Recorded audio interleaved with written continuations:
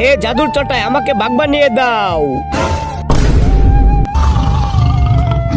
আহ আহ বাবা বাবা মাফ করে দাও। শালা হারামি, তুই সমস্ত এলাকায় আমার নাক কাটা দিয়েছিস। আরে আপনি তাকে মারবেন না, সরি সরি মারবেন না। আরে বুলবুল ভাই তাকে মারতেছেন কেন? ছোট মোটো বাচ্চা মারবেন কেন?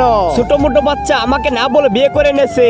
না থাকে তাদের পছন্দ হয়েছে তাই বিয়ে করে নিয়েছে, তাদের ইচ্ছে হয়েছে বিয়ে করে নেয়, তোমার মেয়েকে বিয়ে করে নেছে। এই দেখো আব্বা বাবা। আরে শালা তুই আমার মেয়েকে বিয়ে করে নেছিস। শালা দাঁড়া দাঁড়া। আরে আরে আরে আরে আরে আরে আরে আরে আরে আরে আরে আরে বাঘ, আরে জাদুর চটাই আমাকে আবার মানুষ বানিয়ে দাও।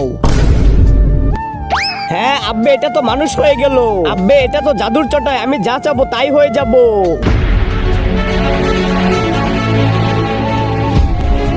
হ্যাঁ আইডিয়া, আমি এই জাদুর চটাইয়ের মধ্যে ড্রাগন হয়ে যাব, তারপর তোমার বাবা আমার বাবাকে ভয় দেখাবো। তুমি এখানে দাঁড়াও।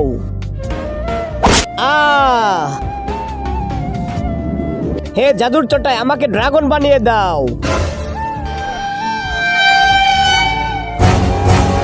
আরে এত বড় ড্রাগন কই থেকে আসলো? জ্বালিয়ে দাও তাদেরকে।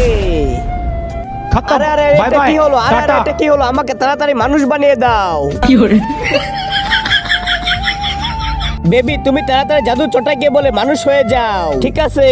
তার আগে বন্ধুরা, তুমি কি আল্লাহর ঘর মসজিদকে ভালোবাসো নাকি মন্দির ঘর মূর্তিকে ভালোবাসো? যদি তুমি আল্লাহর ঘর মসজিদকে ভালোবেসে থাকো তাহলে এই ভিডিওতে একটা লাইক দিয়ে চ্যানেলটি সাবস্ক্রাইব করে দিবে। আর মন্দির ঘর মূর্তিকে ভালোবেসে থাকলে কিচ্ছু করার দরকার নেই, আর কমেন্টে লিখে দাও আই লাভ ইউ আল্লাহ।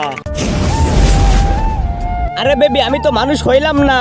আব্বে কুত্তা তুই মানুষ কেমন করে হবি? তুই তো জাদুর চটাই পুড়িয়ে দিয়েছিস। হ্যাঁ আরে বেবি তাড়াতাড়ি আমাকে মানুষ বানাও, মানুষ বানাও। মর কুত্তা, আমি অন্যকে বিয়ে করে নিব।